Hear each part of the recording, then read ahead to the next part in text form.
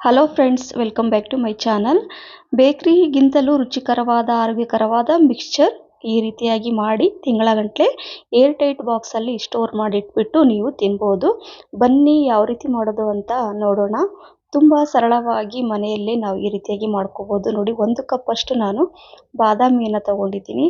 ಹಾಗೆ 1 ಕಪ್ ಅಷ್ಟು ಗೋಡಂಬಿ, 2 ಸೇಮ್ ಪ್ರಮಾಣದಲ್ಲಿ ನಾನು ತಗೊಂಡಿದ್ದೀನಿ. ಹಾಗೆ 1 ಕಪ್ ಅಷ್ಟು ಕರಿಬೇವು, ಸ್ವಲ್ಪ ಡ್ರೈ ಇದೆ ಅಥವಾ ಫ್ರೆಶ್ ಆದರೂ ತಗೋಬಹುದು. ಹಾಗೆ ಇಲ್ಲಿ ಅಜ್ವೈನ್ 1 ಟೇಬಲ್ ಸ್ಪೂನ್ ಅಷ್ಟು, ಹಾಗೆ ಸ್ವಲ್ಪ 1/4 ಟೇಬಲ್ ಸ್ಪೂನ್ ಅಷ್ಟು ಅರಿಶಿನ, ಹಾಗೆ ಇಂಗು ಕೂಡ ತಗೊಂಡಿದ್ದೀನಿ. ಹಾಗೆ ಸ್ವಲ್ಪ ಖಾರದ ಪುಡಿ, ರುಚಿಗೆ ತಕ್ಕಷ್ಟು ಉಪ್ಪು, ಒಂದು ಅರ್ಧ ಕಪ್ ಅಷ್ಟು ಅವಲಕ್ಕಿ, ದಪ್ಪ ಅವಲಕ್ಕಿ ಅಥವಾ ತೆಳು ಅವಲಕ್ಕಿ ಯಾವುದಾದ್ರೂ ನೀವು ತಗೋಬಹುದು. ಮನೆಯಲ್ಲಿ ಇರುವಂತಹ ಅವಲಕ್ಕಿನ ನೀವು ಯೂಸ್ ಮಾಡ್ಕೋಬಹುದು. ಮೊದಲು ಇಲ್ಲಿ ನಾನು ಒಂದು ಪಾತ್ರೆಯಲ್ಲಿ ಮಿಕ್ಸ್ಚರಲ್ಲಿ ಶೇವ್ ಇರಲೇಬೇಕು. ಹಾಗಾಗಿ ಸೇವ್ ರೆಡಿ ಮಾಡಲಿಕ್ಕೆ ನಾವು ಈಗ ಒಂದು ಬಟ್ಲಲ್ಲಿ ನಾನು ಕಡಲೆ ಹಿಟ್ಟನ್ನು ಹಾಕ್ಕೊಳ್ತೀನಿ. 1 ಬಟ್ಲಿದ್ರೆ ಸಾಕು. ನಾವು ಈ ರುಚಿಕರವಾದ ಈ ಮಿಕ್ಸ್ಚರಲ್ಲಿ ನಾವು ಇದನ್ನು ಮಾಡ್ಕೋಬಹುದು. ಈಗ ಸೇವ್ ಮಾಡಲಿಕ್ಕೆ ನಾನು 1 ಕಪ್ ಅಷ್ಟು ಕಡಲೆ ಹಿಟ್ಟನ್ನು ಹಾಕ್ಕೊಳ್ತಾ ಇದ್ದೀನಿ. ನೋಡಿ, ಇದು 1 ಕಪ್ ಅಷ್ಟು ಮೆಜರ್ಮೆಂಟಲ್ಲಿ ನಿಮಗೆ ತೋರಿಸ್ತಾ ಇದ್ದೀನಿ. ಈಗ 1 ಕಪ್ ನಾನು ಹಾಕೊಂಡ ನಂತರ ಇಲ್ಲಿ ಒಂದು ಸ್ವಲ್ಪ 5 ರಿಂದ 6 ಟೇಬಲ್ ಸ್ಪೂನ್ ಅಷ್ಟು ಅಕ್ಕಿ ಹಿಟ್ಟನ್ನು ನಾನು ಇದರಲ್ಲಿ ಹಾಕ್ಕೊಳ್ತೀನಿ. ನೋಡಿ, ಇದರಲ್ಲಿ ನಾನು ಒಂದು 5 ರಿಂದ 6 ಟೇಬಲ್ ಸ್ಪೂನ್ ಅಷ್ಟು ಮಾತ್ರ ಅಕ್ಕಿ ಹಿಟ್ಟನ್ನು ಹಾಕ್ಕೊಳ್ತಾ ಇದ್ದೀನಿ. ಸೊ ಈಗ ಅದನ್ನು ಹಾಕೊಂಡ್ಬಿಟ್ಟು ನಿಮಗೆ ತೋರಿಸಿದ್ನಲ್ವ ಆವಾಗಲೇ ಅರಿಶಿನ ಮತ್ತು ಸ್ವಲ್ಪ ಇಂಗು, ಸೊ ಅದನ್ನು ಈಗ ಇದರಲ್ಲಿ ಹಾಕ್ಕೊಳ್ತಾ ಇದ್ದೀನಿ. ಹಾಗೆ ಸ್ವಲ್ಪ 1.5 ಟೇಬಲ್ ಸ್ಪೂನ್ ಅಷ್ಟು ಖಾರದ ಪುಡಿ, ಅಜ್ವೈನ್ ಹಾಕ್ಕೊಂಡಿದ್ದೀನಿ. ನೋಡಿ, ಅಜ್ವೈನ್ ಕೂಡ ಹಾಕ್ಕೊಂಡಿದ್ದೀನಿ. ರುಚಿಗೆ ತಕ್ಕಷ್ಟು ಉಪ್ಪು, ಹಾಗೆ ಸ್ವಲ್ಪ ಎಣ್ಣೆ ಕೂಡ ಹಾಕ್ಕೋಬೇಕು. ಒಂದು 7 ರಿಂದ 8 ಟೇಬಲ್ ಸ್ಪೂನ್ ಅಷ್ಟು ಎಣ್ಣೆ ಹಾಕ್ಕೊಳ್ತೀನಿ. ಎಣ್ಣೆ ಹಾಕ್ಕೊಂಡ ನಂತರ ಚೆನ್ನಾಗಿ ಮಿಕ್ಸ್ ಮಾಡ್ಕೋಬೇಕು. ಅಜ್ವೈನ್ ಮಿಕ್ಸ್ ಮಾಡದೆ ನೀವು ಹಾಕ್ಕೊಳ್ಳಿ, ತುಂಬ ಚೆನ್ನಾಗಿರುತ್ತೆ. ಈಗ ಎಲ್ಲ ಮಿಕ್ಸ್ ಮಾಡ್ಕೊಂಡ ನಂತರ ಸ್ವಲ್ಪನೇ ನೀರು ಹಾಕ್ಕೊಂಡು ಗಟ್ಟಿಯಾಗಿ, ಈಗ ಚಪಾತಿ ಹಿಟ್ಟು ಕಲಿಸ್ತೀವಲ್ವ ಆ ರೀತಿಯಾಗಿ ಕಲಿಸ್ಕೋಬೇಕಾಗತ್ತೆ. ಸ್ವಲ್ಪ ಉಳಿದಿರೋಂಥ ಎಣ್ಣೆ ನಾನು ಈಗ ಕೈಯಲ್ಲಿ ಹಚ್ಕೊಂಡ್ಬಿಟ್ಟು, ನೋಡಿ ಈ ರೀತಿಯಾಗಿ ಗಟ್ಟಿ, ತುಂಬ ಗಟ್ಟಿನೂ ಅಲ್ಲ ತುಂಬ ಮೆತ್ತಗಿರಬಾರ್ದು. ಕೈಗೆ ಸ್ವಲ್ಪ ಅಂಟ್ಕೊಂಡ್ರೆ ಸ್ವಲ್ಪ ಓಕೆ. ಸ್ವಲ್ಪ ಯಾಕಂದರೆ ಕಡಲೆ ಹಿಟ್ಟು ಸ್ವಲ್ಪ ಸ್ಟಿಕ್ಕಿ ಆಗುತ್ತೆ, ಹಾಗಿದ್ರೆ ನೋ ಪ್ರಾಬ್ಲಮ್, ಚೆನ್ನಾಗೇ ಬರುತ್ತೆ. ಸ್ವಲ್ಪ ಈ ರೀತಿಯಾಗಿ ನೀವು ಕಲಿಸ್ಕೊಂಡ ನಂತರ ಈಗ ನಾನು ಒಂದು ಕಡಾಯಿ ತೊಗೊಂಡ್ಬಿಟ್ಟು ಅದರಲ್ಲಿ ನಾನು ಎಣ್ಣೆನ ಹಾಕ್ಕೊಳ್ತೀನಿ. ಡೀಪ್ ಫ್ರೈ ಮಾಡ್ಕೊಳ್ಳಿಕ್ಕೆ ಎಷ್ಟು ಬೇಕೋ ಅಷ್ಟು ಎಣ್ಣೆನ ಹಾಕ್ಕೋಬೇಕಾಗತ್ತೆ. ಹೈ ಫ್ಲೇಮಲ್ಲಿ ಇಟ್ಕೊಂಡ್ಬಿಟ್ಟು ಎಣ್ಣೆನ ಬಿಸಿ ಮಾಡ್ಕೊಳ್ತಾ ಇರ್ತೀನಿ. ನಾನು ಹಿಟ್ಟು ಕಲಿಸುವಾಗ ಬಿಸಿ ಎಣ್ಣೆ ಹಾಕ್ಕೊಂಡಿಲ್ಲ ಸ್ನೇಹಿತರೆ, ನಾರ್ಮಲ್ ಎಣ್ಣೆನೇ ಹಾಕ್ಕೊಂಡ್ಬಿಟ್ಟು ಕಲಿಸಿದ್ದೀನಿ. ಈಗ ನಾನು ನೋಡಿ, ಈ ಚಕ್ಲಿ ಮಾಡುವಂಥ ಇರುತ್ತಲ್ವ ಅದನ್ನು ನಾನು ತೊಗೊಂಡ್ಬಿಟ್ಟು ಇದರಲ್ಲಿ ನಾನು ಈ ರೀತಿಯಾಗಿ ಸೇವ್ ಮಾಡುವ ಸಣ್ಣ ಸಣ್ಣ ಹೋಲ್ ಇರುತ್ತೆ ನಿಮ್ಗೆ ತೋರಿಸಿದ್ನಲ್ವ, ಅದನ್ನು ಹಾಕ್ಕೊಂಡ್ಬಿಟ್ಟು ಇದರಲ್ಲಿ ಈ ರೀತಿಯಾಗಿ ನಾನು ಅರ್ಧದಷ್ಟು ನಾನು ಇದರಲ್ಲಿ ಹಾಕ್ಕೊಂಡಿದ್ದೀನಿ. ಈಗ ಇದನ್ನು ಈ ರೀತಿಯಾಗಿ ಟೈಟಾಗಿ ಹಾಕ್ಕೊಂಡು ಈಗ ಕಾದಿರುವ ಎಣ್ಣೆಯಲ್ಲಿ ಎಣ್ಣೆ ಬಿಸಿ ಮಾಡ್ಕೊಂಡ್ಬಿಟ್ಟು ಸ್ವಲ್ಪ ಲೋ ಫ್ಲೇಮಲ್ಲಿ ಅಥವಾ ಮೀಡಿಯಮ್ ಫ್ಲೇಮಲ್ಲೇ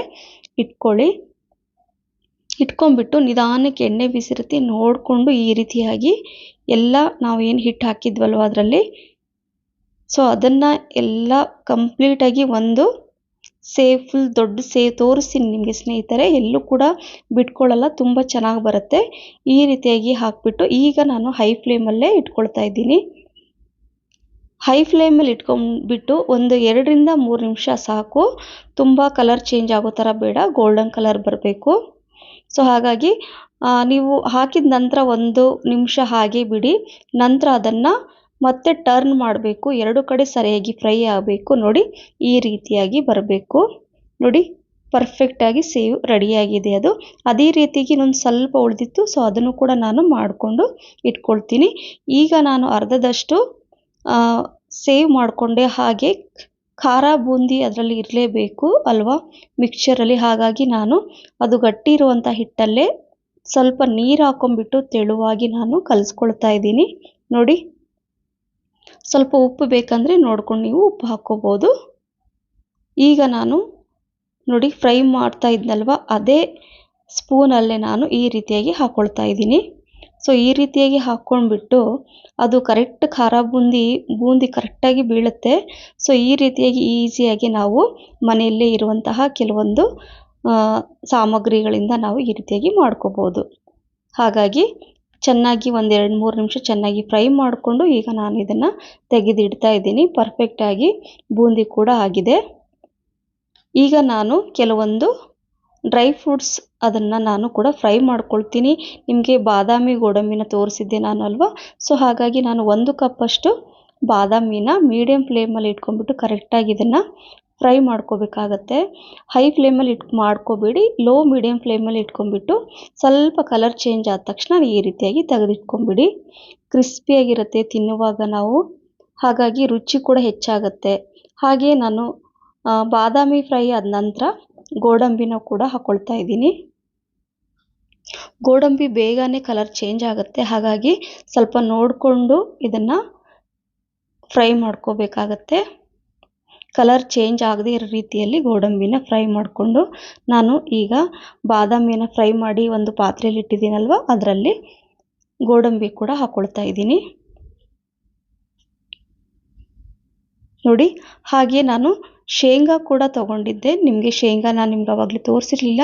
ಒಂದು ಚಿಕ್ಕ ಬಟ್ಲು ಅಂದರೆ ಒಂದು ಅರ್ಧ ಕಪ್ಪಷ್ಟು ಅಥವಾ ಅರ್ಧ ಬಟ್ಲಷ್ಟು ಶೇಂಗಾನ ನಾನು ಫ್ರೈ ಮಾಡ್ಕೊಳ್ತಾ ಇದ್ದೀನಿ. ಅದು ಕೂಡ ಚೆನ್ನಾಗಿ ಸ್ವಲ್ಪ ಕಲರ್ ಚೇಂಜ್ ಆಗೋ ತನಕ, ಅಂದರೆ ಕ್ರಿಸ್ಪಿ ಬರೋ ತನಕ ಫ್ರೈ ಮಾಡ್ಕೊಂಡ್ಬಿಟ್ಟು ಈಗ ನಾನು ಅದರಲ್ಲಿ ತೆಗಿತಾ ಇದ್ದೀನಿ. ಹಾಗೆ ಅವಲಕ್ಕಿ, ನಾನು ದಪ್ಪ ಅವಲಕ್ಕಿನ ಯೂಸ್ ಮಾಡ್ತಾ ಇದ್ದೀನಿ ಸ್ನೇಹಿತರೆ. ತೆಳು ಅವಲಕ್ಕಿ ಕೂಡ ಯೂಸ್ ಮಾಡ್ಕೋಬೋದು. ಅವಲಕ್ಕಿ ಬೇಗನೆ ಫ್ರೈ ಆಗಿಬಿಡುತ್ತೆ, ಹಾಗಾಗಿ ನೋಡಿಕೊಂಡು ಸ್ವಲ್ಪ ತಕ್ಷಣವೇ ಹಾಕಿಬಿಟ್ಟು ಹಿಂಗೆ ಒಂದು 30 ಸೆಕೆಂಡ್ ಈ ರೀತಿ ಮಿಕ್ಸ್ ಮಾಡಿಬಿಟ್ಟು ಇದನ್ನು ತೆಗೆದ್ರೆ ಆಯಿತು. ಬೇಗನೆ ಅವಲಕ್ಕಿ ಕೂಡ ಫ್ರೈ ಆಯಿತು. ಹಾಗೆ ಕರಿಬೇವಿನ ಎಲೆ, ಕರಿಬೇವು ನಾವು ಎಷ್ಟು ಹಾಕಿದ್ರೂ ಚೆನ್ನಾಗಿರುತ್ತೆ, ರುಚಿ ಕೂಡ ಹೆಚ್ಚಾಗುತ್ತೆ.